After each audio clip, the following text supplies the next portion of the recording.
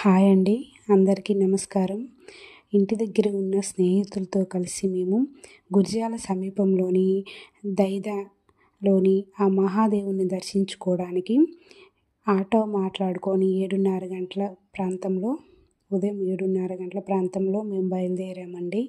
మార్గమధ్యంలో మాకు మంత్రాలమ్మ తల్లి దేవస్థానం కనిపిస్తే అక్కడ అమ్మవారిని దర్శించుకొని ఇంకొంత టైం స్పెండ్ చేసి తిరిగి మా ప్రయాణాన్ని కొనసాగించాము. గురిజాల నుంచి దైదేబిలానికి ఆటో సౌకర్యం కలదు.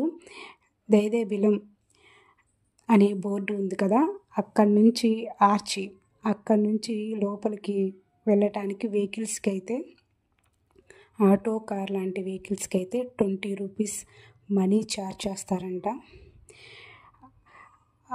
అక్కడి నుంచి 4 కిలోమీటర్స్ లోపలికి వెళ్తే మనం టెంపుల్ని చేరుకుంటాము. మొత్తం పంట పొలాలతో చాలా పచ్చగా చాలా బాగుంటుంది ఆ జర్నీ కూడా.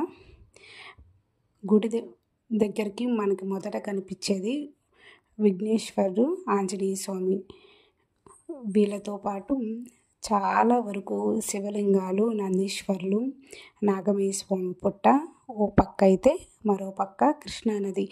వాటర్ ఎక్కువగా ఉండడం వల్ల కృష్ణానది ఎంతో బాగుంది, నీళ్ళతో కలకల్లాడిపోతూ ఉంది. మాకు ఇంకొంత టైము వాటర్లో ఉండాలని ఉంది, కానీ ఇంకా గుళ్ళకి వెళ్ళాలని చెప్పి కొంచెం సేపే టైం స్పెండ్ చేసి అనంతరం నాగమయ్య స్వామి దగ్గర దండం పెట్టుకొని ఇక మేము దైవ దర్శనానికి బయలుదేరాము.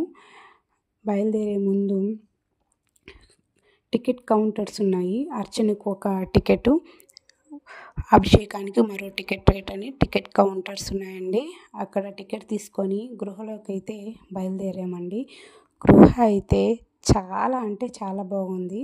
ఫస్ట్ టైం అవడం వల్ల మాకు ఇంకా అద్భుతంగా అనిపించింది. చాలా బాగుంది అసలు. సోమవారం అవటం వల్ల ఇంకా భక్తుల రద్దీ ఎక్కువగా ఉండడం వల్ల క్యూలో మేము ఎక్కువసేపు నిలబడాల్సి వచ్చింది. దర్శనానికి, అభిషేకానికి మాకు చాలా టైం పట్టింది. ఎక్కువసేపు నిలబడ్డాం మేము క్యూలో. చాలా బాగుంది.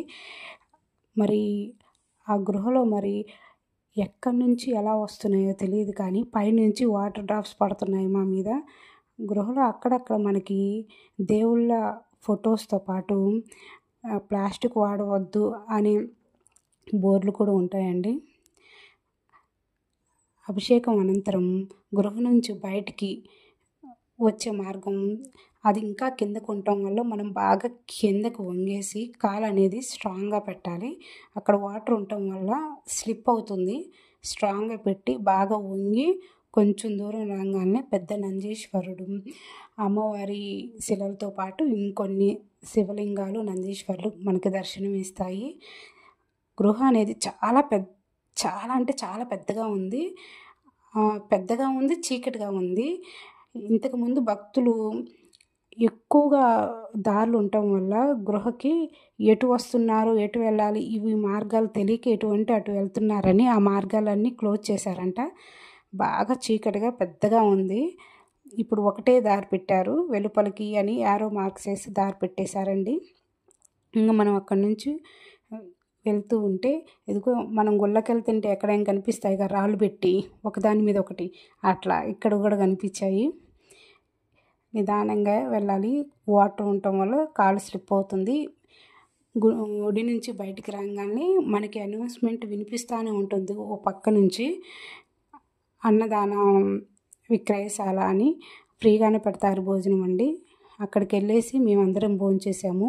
ఎవరి ఇష్టం, ఎవరికి తోచినంత మనీ ఇస్తే మన పేర్లు అనేది అనౌన్స్ చేసి రిసిప్ట్ అనేది ఇస్తారండి.